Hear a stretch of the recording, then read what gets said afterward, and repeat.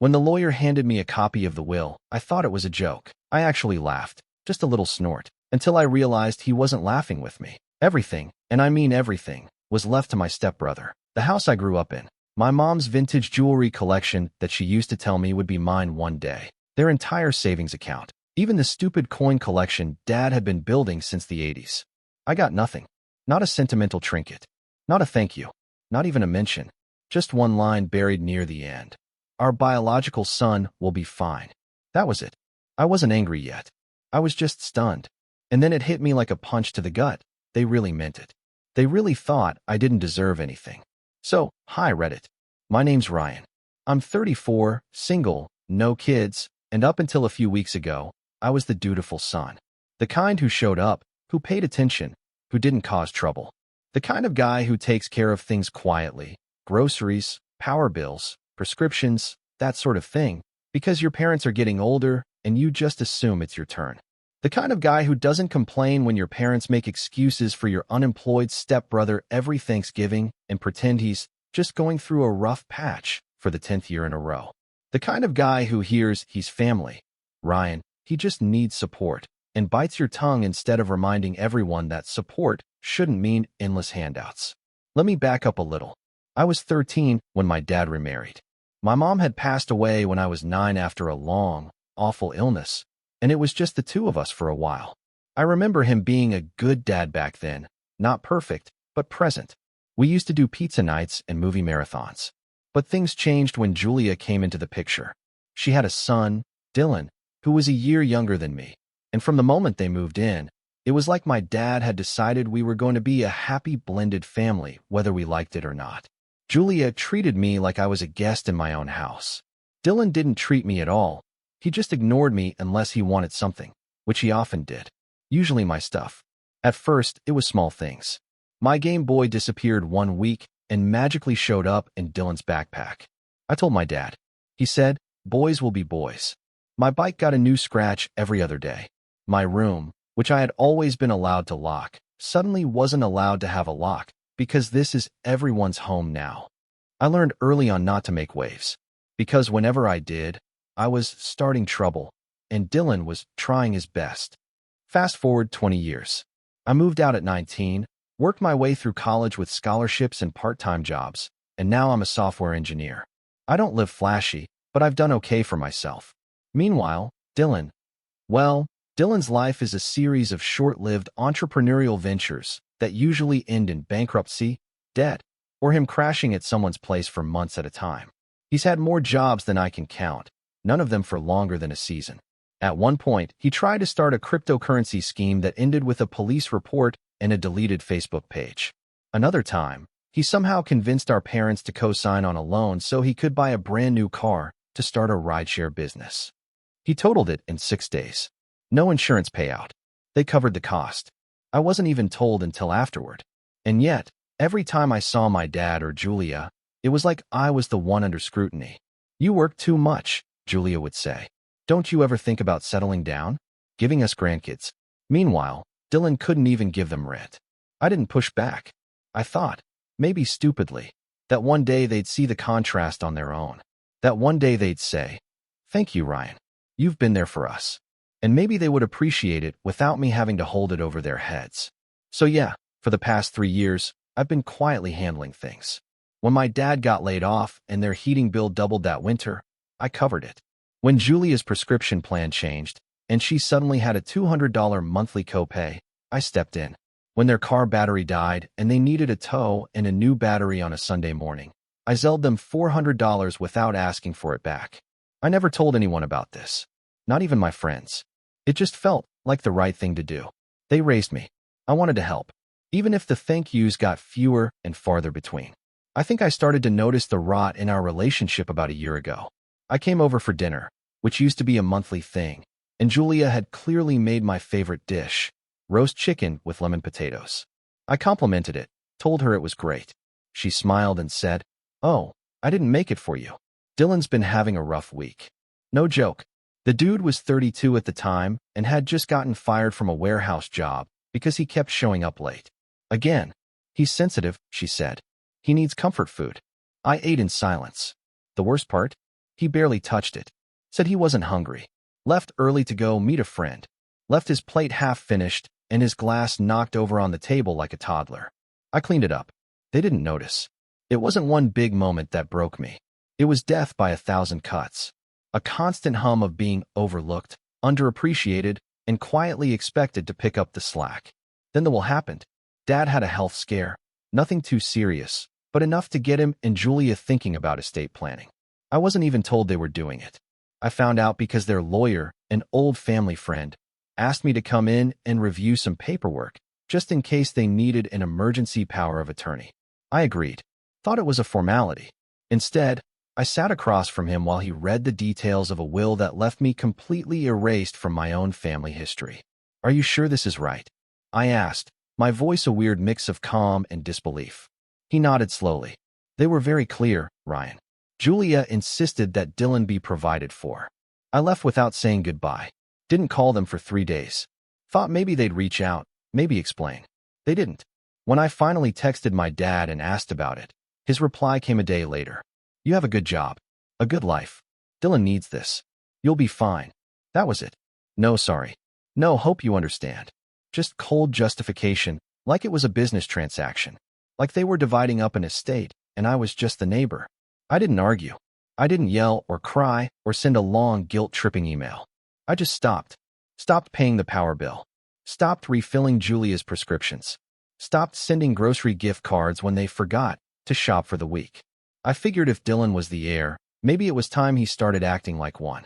3 weeks passed. And then one night, while I was watching a show with my phone on silent, I picked it up to find a single text from Dad. Power's about to be shut off. Can you send money? No greeting. No apology. No gratitude. Just expectation. I stared at it for a long time. Then I typed 4 words. Ask your heir. And hit send.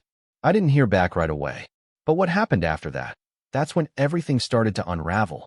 Because it turns out, when you stop playing the part they've cast you in, the whole performance starts to fall apart. And suddenly, everyone forgets their lines. A few days after I sent that text, ask your heir, there was silence. No follow-up. No apology. Just radio silence from both of them. And for a moment, I actually started to wonder if I'd been too harsh. Maybe I'd overreacted. Maybe I could have at least offered to help with part of the power bill. I mean, it wasn't like I wanted them to sit in the dark. But then I reminded myself, I wasn't the one who wrote myself out of their lives. Still, I'll admit, it gnawed at me. I didn't sleep well that week. I'd wake up in the middle of the night and reach for my phone, expecting a message that never came. I kept imagining them bundled up in blankets, huddled by candlelight.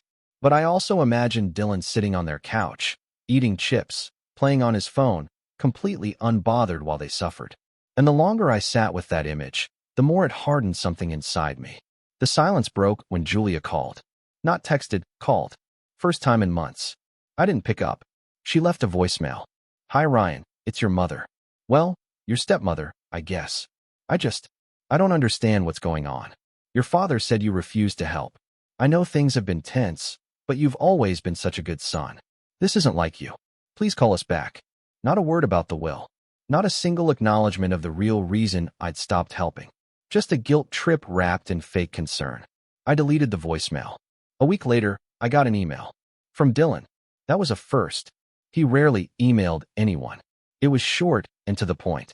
Yo, not sure what's going on with you and the olds, but they're kinda losing it over here. Heat got shut off and Dad's been coughing like crazy. I tried calling some services, but they said he doesn't qualify. Can you just chill out and send something so we can get through the month? I'll figure things out soon. Promise. I stared at it for a solid 10 minutes. I don't even know what made me angrier. The fake casual tone, the sudden use of we, like he was part of some united front, or the audacity of him asking for help after everything. And still, there was no mention of the will. No, sorry we cut you out of the inheritance. No, thanks for carrying us for the last 3 years. Just, can you chill out? I didn't respond. But that's when the calls really started. Almost daily. Sometimes from my dad. Sometimes from Julia. They'd alternate between guilt, anger, and this weird forced cheerfulness like everything was normal. But they never, not once, acknowledged what they'd done. Then came the knock on my door. I live in a condo about 20 minutes from their place, top floor, pretty quiet neighborhood. I wasn't expecting anyone, and it was already dark when I heard the doorbell. I checked the peephole and nearly didn't recognize him. It was my dad. He looked older. I mean, I guess that's not surprising. He is older, but there was something different in his face. He looked tired. Not physically tired, but emotionally. Worn down. Like someone who'd just realized the safety net he'd been depending on was gone. I opened the door, but didn't invite him in. He cleared his throat. "Can we talk?" I stepped aside, reluctantly.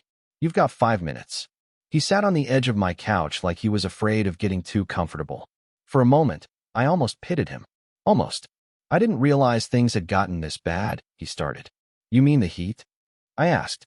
"Or the fact that your heir can't keep a light bill paid for more than a week?" He winced. "That wasn't what we meant by the will." "No," I interrupted. "You meant exactly what you wrote. Ryan will be fine." That's all I got. After decades of loyalty, care, and help. He looked down at his hands. "It was your stepmother's idea." I almost laughed. "And you just went along with it?" Silence. "I didn't want to fight," he muttered. "And now?" I asked. "Now that the power's out, the food's low, and Dylan's sitting in his room playing video games while you freeze, now you want my help?" He didn't answer. "Dad," I said, quieter now, "do you even realize what you've done? I carried you both. For years. And you thanked me by writing me out of your lives." Still silence. Eventually, he stood up. "We made a mistake," he said, not looking at me. I thought you didn't need us." I stared at him. And that was the moment. Not the moment he showed up. Not the moment he apologized. But that exact second, standing there in my living room, saying, "I thought you didn't need us."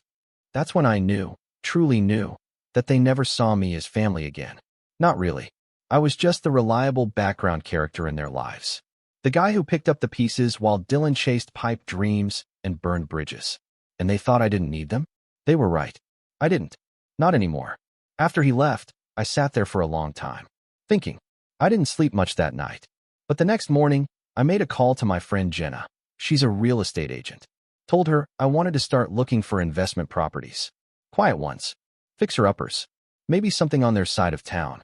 She sounded surprised. "Didn't you say you didn't want anything to do with that neighborhood anymore?" "I changed my mind," I said. "Just exploring options. Because here's the thing. If they wanted Dylan to have everything, then he was going to have everything. The house, the bills, the responsibilities, all of it. And if I was going to be erased from their lives, I figured I might as well start acting like a ghost." But before any of that could happen, things got worse. Much worse. Julia ended up in the hospital. It wasn't anything life-threatening, just a bad fall down their icy front steps. Sprained ankle, bruised ribs, mild concussion. But Dylan panicked. Sent me a flurry of texts I didn't answer. Apparently, the hospital needed insurance info, and no one could find the documents. Julia was out of it. My dad was overwhelmed. Dylan had no idea how to access anything. The cherry on top? The heat had again been shut off. So not only were they in crisis, they were sitting in a freezing house with no functioning furnace and a fridge that hadn't been restocked in weeks. And Dylan? He bailed. I know because a neighbor, an older woman I'd met a few times when dropping off groceries, called me. "Ryan," she said, "I don't mean to get involved, but your stepmother was taken to the ER and Dylan left not long after. I haven't seen your dad in 2 days. Lights are off. Nobody's coming or going. I'm worried." I thanked her, hung up, and sat there. Just stunned. He left them. When things got too hard, he bailed. Again. And this time, there was no me to pick up the slack. Or so they thought. I didn't show up. I didn't call. But I did start putting a plan together. Because this wasn't just favoritism anymore. This was negligence. This was a family crumbling under the weight of its own bad choices. And for the first time, I didn't feel guilt about it. I felt something else. Clarity. And maybe, just maybe, a little bit of satisfaction. But I knew I couldn't act just yet. The pieces weren't in place. And besides, something even more unbelievable was about to happen. Because just when I thought I'd seen the worst of Dylan's entitlement, he asked me for something that pushed everything over the edge. And that was the moment I decided. They wanted a life without me. They were going to get exactly that. With interest. 3 days after Julia's fall and Dylan's vanishing act, I got another email from him. This one wasn't short. In fact, it was the longest piece of communication I'd received from him in years. Maybe ever. The subject line read, "Let's be adults about this." I almost deleted it on sight. But curiosity got the better of me. Ryan, I know things have been weird between all of us lately, and I'm not saying I handled everything perfectly. But this Cold War thing you're doing, it's making life really hard on Mom and Dad. They're not well, and honestly, this is a time when families should come together. You're clearly doing well. You've got your job, your apartment, your life together. You always have. So I'm asking you, not as your stepbrother, but as someone who's struggling. Can you lend me $20,000? Before you say no, hear me out. I want to start a real business this time. Not one of those short gigs. I've been talking to someone about opening a vape and gaming cafe. It's a booming industry. I found a space and everything. I just need the capital. Once it's off the ground, I'll pay you back. Plus, if you help out now, I'll make sure Mom and Dad update the will. I can talk to them. They'll listen to me. You'll get your share again. But we all need each other right now, man. Let's not let pride ruin everything. I must have read it 3 times just to absorb the audacity of it. Let me get this straight. Not only did he completely abandon them during a crisis, but now he was offering to get me back into the will if I just handed over 20 grand? Like I was some investor in the Church of Dylan's next big disaster? That was the moment I stopped feeling anything for him. Not pity, not anger, not even disappointment. Just nothing. I didn't respond. I saved the email, for future use, maybe, and filed it away. That same night, I poured myself a drink, opened my laptop, and started writing. Not an angry reply. Not a letter to my dad. Something for me. A plan. For the first time in months, I gave myself permission to stop thinking about them and start thinking about me. What I wanted. What I needed. I'd spent years contorting myself into a version of the good son they expected. And for what? A footnote in a will and a string of guilt-tripped voicemails. No more. But even with that mental shift, I won't lie to you. The weeks that followed weren't easy. There's a strange kind of grief that comes when you realize your parents don't really see you. It's not the dramatic kind, with crying and screaming. It's quieter, a slow, aching kind that sits in your chest and makes everything feel heavier. I'd catch myself reaching for my phone to send them a funny article or meme like I used to do. Then I'd remember. I'd walk past the pharmacy and instinctively think about refilling Julia's prescription. Then I'd remember. And the worst part? I still love them. Even if they didn't choose me. That was the real gut punch. I kept my distance. Didn't visit. Didn't call. The neighbor texted me once to say she hadn't seen my dad in a while. I thanked her and asked her to keep an eye out. But I didn't go over. I couldn't. Not yet. Instead, I buried myself in work. Took on extra projects. Started going to the gym again, even if I didn't feel like it. I met up with some old college friends I hadn't seen in years. At first, I made excuses when they asked about family. Eventually, I just told the truth. We don't talk much anymore. One of those friends, Nadia, ended up being the lifeline I didn't know I needed. We'd studied computer science together, and she'd since started her own consulting firm. Over coffee one morning, I told her, half joking, that I was thinking about quitting my job and doing something different. Maybe going freelance. Maybe moving. To my surprise, she didn't laugh. You should, she said, stirring her tea like it was the most obvious thing in the world. You've got the skills, the contacts, and you're clearly burning out. I blinked. Is it that obvious? You look like someone who's been treading water for too long, she said. Maybe it's time to start swimming somewhere else. That conversation stuck with me. For days. And then I did something totally out of character. I took a week off. No laptop. No work email. I went to the coast. Rented a small cabin by the beach. Just me, a pile of books, and the sound of waves. It was the first time in years I felt like myself again. I walked along the sand. Cooked my own meals. Slept in. Journaled every morning.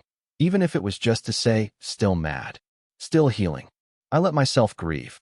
Not just the loss of my parents' love, but the years I spent trying to earn it. Somewhere around day 5, I had a moment. I was sitting on the porch, watching the sunset, and I realized I hadn't thought about Dylan in over 48 hours. I didn't care where he was or what scheme he was running. I didn't wonder whether the will would ever be changed back. I didn't feel the pull to go fix things anymore. That silence. It was peace. When I got back to the city, I felt different. Lighter. More focused. I turned in my notice at work a week later. My manager was surprised, but supportive. You've been carrying this team, he said. If you ever want to come back. I thanked him, but I knew I wouldn't. Instead, I went all in on myself. With Nadia's help, I set up my own small tech consulting business. Nothing flashy, just practical stuff. Systems upgrades for local companies, cybersecurity reviews, streamlining digital infrastructure for small businesses that had fallen behind. Within the first month, I had 2 clients. By month 3, I had 6. I was working more hours than ever, but it felt different. Like every hour was building something for me, not just feeding a machine that didn't care. I hired a part-time assistant, started thinking about office space, even found a little fixer-upper property near downtown, the kind I could live in upstairs and run the business from below. I called Jenna, the real estate agent. Found one, I said. Let's make an offer.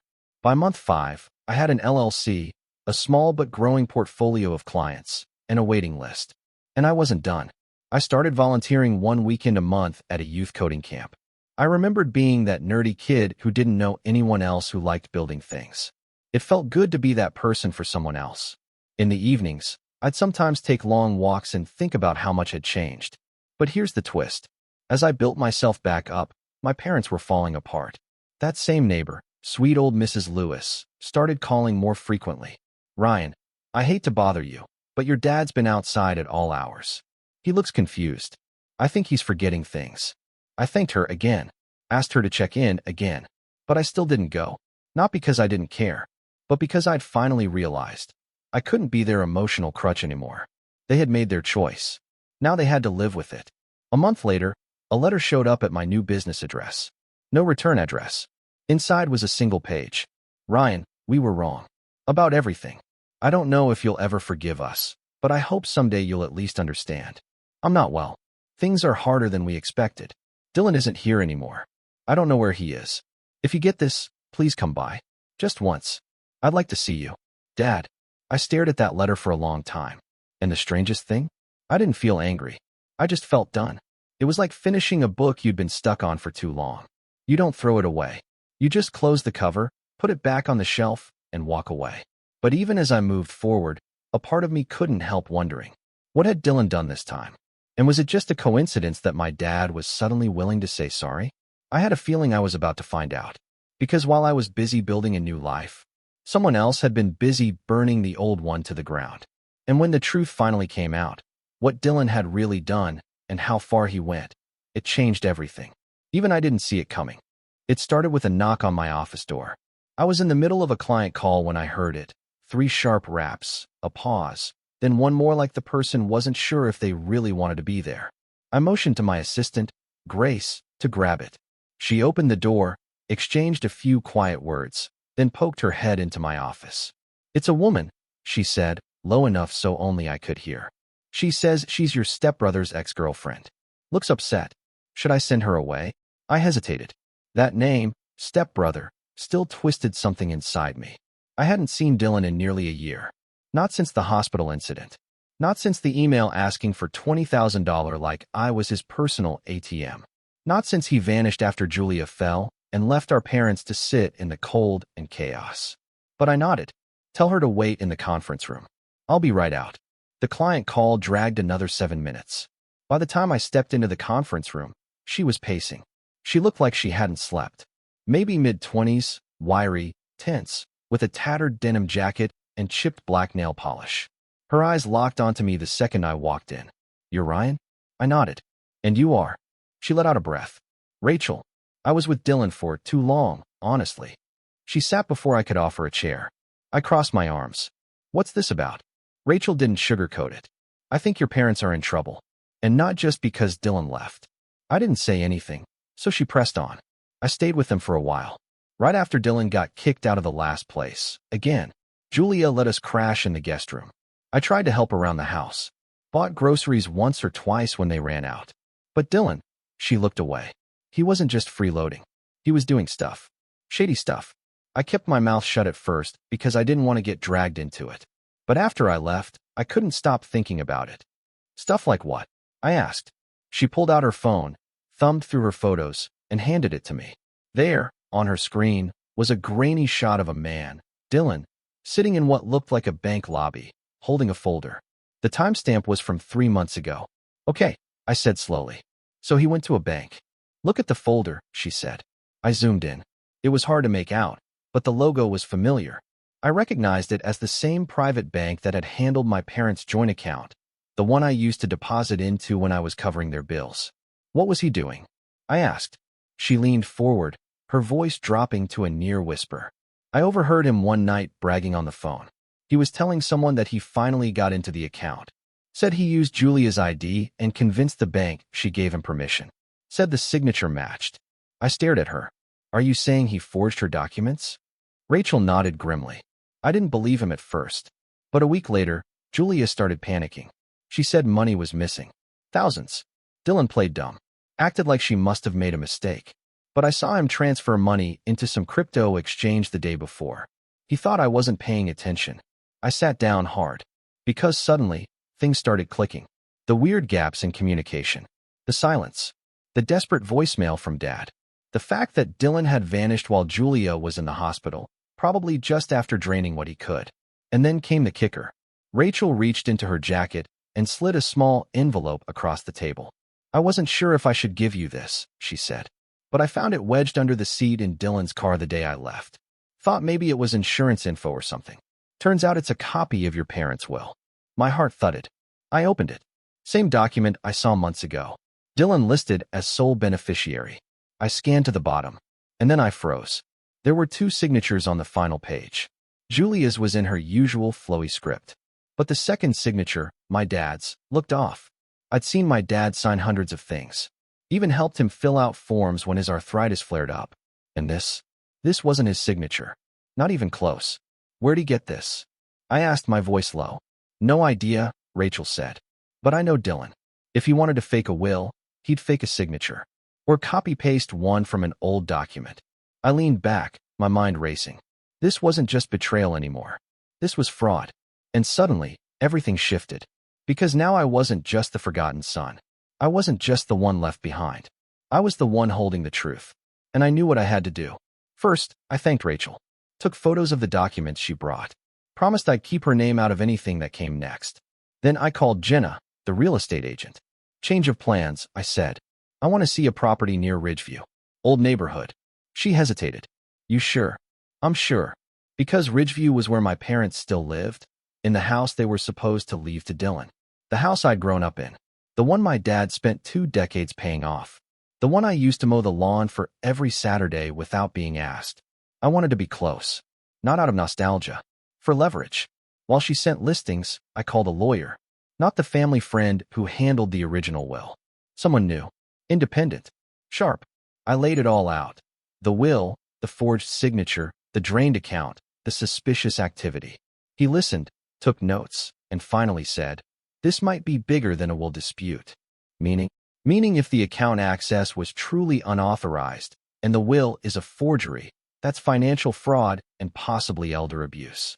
Especially if your parents are now facing hardship because of his actions. I exhaled slowly. What would it take to prove it? Paper trail, bank statements, witnesses, any communication that shows intent. But if you have even half of what you're telling me, we can build a case. I'll get it, I said. And I did. Over the next month, I built a quiet case. I went back through every transaction I'd made for them. Old bank transfers, Zelle receipts, emails where Julia thanked me for sending grocery money. I gathered Rachel's texts, pulled the metadata from the will scan, even traced Dylan's crypto wallet using a few contacts in the tech world. It wasn't hard. Dylan never was subtle. Every step of the way, I documented everything. Meanwhile, Jenna found me a duplex 6 blocks from my parents' house. It needed some work, but the price was right, and the location? Perfect. I bought it. Started renovations. Hired local contractors. Made friends with the neighbors. Became a presence in the old community. Someone familiar, someone respected. I didn't go to my parents' house. Not yet. But they saw my car drive by. They saw the construction trucks. They saw the Ryan Lee Consulting decal on the window of the new office I set up on the ground floor.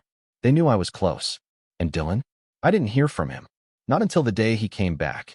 I was on the front steps of the duplex, helping unload a new desk, when I saw a familiar beat-up sedan roll down the street. It parked 2 houses away. Dylan got out. He looked bad. Pale. Thinner than I remembered. Greasy hair. Bags under his eyes. He wore a hoodie 2 sizes too big and scuffed sneakers that had seen better days. He didn't see me. Not at first. He walked toward the old house, clutching something under his arm. I stood there, silent, watching. Then he stopped, turned, saw me. For a split second, his face twisted in recognition and fear. He turned back toward the house and started walking faster. That's when I knew. He wasn't just visiting. He was trying to get something. Maybe to hide it. Maybe to destroy it. Maybe to cover his tracks. Whatever it was, it meant I was close. Closer than ever. I let him go that day. Didn't confront him. Didn't follow. Instead, I made one last call. Hey, I told my lawyer. It's time. I've got everything. He was quiet for a moment. Then, are you ready for what comes next? I looked across the street at the house I used to call home. I nodded. I'm more than ready. Because they thought I was gone. They thought I'd moved on. They thought I'd accepted being cut out. But what they didn't know was that while they were busy handing the keys to a fraud, I was quietly building an empire right next door. And the revenge? It wasn't going to be loud. It was going to be surgical. The trap was set. Quiet. Methodical. I didn't want fireworks. I wanted precision. I wanted Dylan to fall, not in a blaze of fury, but in that slow, dreadful spiral that comes when someone finally realizes their house of cards was never stable to begin with. After months of careful planning, gathering evidence, and watching from just 6 blocks away, the time had come. It started with a subpoena.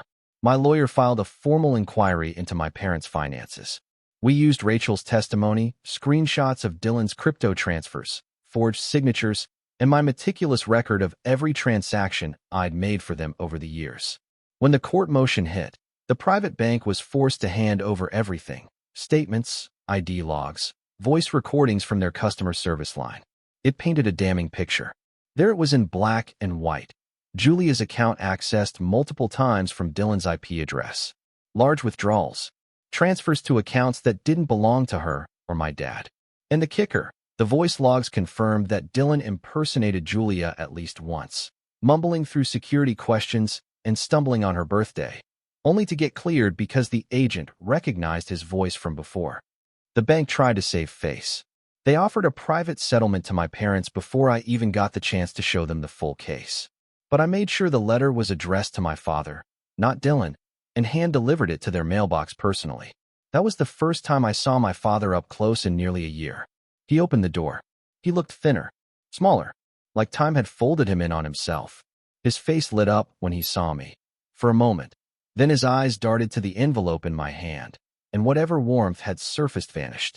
"What is this?" he asked. "Truth," I said. He didn't invite me in. He just stood there holding the letter like it might burn through his fingers. "Read it carefully," I added. "It might change everything." I turned and walked away. 2 days later, Dylan showed up at my office. No knock. No appointment. Just stormed in, red-faced and breathing like he'd run there. Grace tried to stop him at the door, but I raised a hand. "It's fine," I said, never taking my eyes off him. He closed the door behind him like he was sealing us in. "You think you're clever?" he snapped. "What did you do?" I leaned back, calm, unbothered. "I did what you never could. I paid attention. You're trying to make me look like a criminal." I gave him a long, slow look.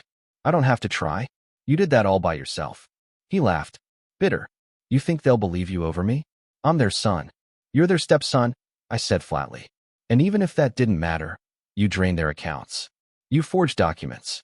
You left them freezing while you played Crypto King with money that wasn't yours." His fists clenched. "They gave me that money." "No," I said. "They gave you trust. And you spit on it." He stared at me, breathing hard. "What do you want?" I stood, walked around the desk slowly. "I want nothing from you, Dylan. That's the difference between us. I didn't do this to take something. I did it to stop you from taking more." His voice rose. "If you think you can just waltz back into their lives and erase me, you're dreaming. You were out. You quit. And you tried to steal everything before the ink was dry," I said. "But here's the problem with being a con man, Dylan. Eventually, you run out of people to fool." I opened a drawer and pulled out a copy of the updated financial audit. Dropped it on the desk. "You've got 3 days," I said. "After that, the full report goes to the authorities. Elder financial abuse, forgery, identity theft. If the DA takes it seriously, you're looking at real time." His face drained of color. "You can return what's left," I continued. "You can make a full statement to clear Dad and Julia of liability. Maybe even walk away clean." He didn't respond. Or, I said, stepping closer, you can wait for the knock on your door. I left him standing there. He didn't come back. But the fallout came fast. First, Dylan vanished. Packed up what little he still had and disappeared. Left the car, the same beat-up sedan he'd once proudly called his business vehicle, abandoned near a train station 2 towns over. I later heard he tried to stay with some old friend in another state. But word travels fast when legal trouble follows you. No one wanted to be the next sucker. Next came the will. My father called a week later. His voice was shaking. We were going to change it, he said. We were. After Julia got better. But Dylan said. I cut him off. Dad. Stop. Silence. You don't have to explain, I said. But you do have to fix it. And to his credit, he did. The lawyer I'd hired drafted a new will. Balanced. Fair. Transparent. Everything was notarized, with 2 witnesses present. No more secrets. Julia called the day it was finalized. Her voice cracked as she said, I'm sorry, Ryan. For everything. We let him play us. And we let you suffer for it. I didn't say, I forgive you. Not yet. But I said, thank you. That weekend, I visited the house for the first time in almost 2 years. It hadn't changed much. The same squeaky gate. The same cracked path leading to the porch. The same dusty ceramic owl in the garden that used to terrify me as a kid. Inside, it smelled like old books and forgotten arguments. I sat with them, my dad and Julia, at the kitchen table. We didn't talk about the money, or the will, or Dylan. We talked about nothing. About soup recipes. About how the weather had turned. About old neighbors and new coffee shops. Sometimes, that's enough. Sometimes, that's where the healing begins. They never found Dylan. Rumor has it he's couch surfing somewhere in the Southwest, trying to sell NFT art to people who've never heard of a blockchain. Last I checked, the investigation is still technically open. The statute of limitations hasn't expired. But me? I'm not chasing him. He can run. I've already won. Because I didn't just get my share. I got my self-respect. I got my boundaries. I got my peace. The new duplex is done. Business is thriving. I host coding classes for teens every Saturday. Grace now runs her own department. And that fixer-upper? It's now a home. Not because of the walls. Because of the people I let in, and the ones I chose to keep out. I stood on the porch one evening, coffee in hand, watching the sunset slide over the rooftops of Ridgeview. The old house was in view, still standing. Still quiet. And I realized something. Revenge doesn't have to be loud. Sometimes it's silence. Sometimes it's success. Sometimes, it's just walking away while the world behind you burns from the match they lit themselves. And in that moment, I smiled. Because I finally understood what peace really sounded like. It sounds like nothing at all.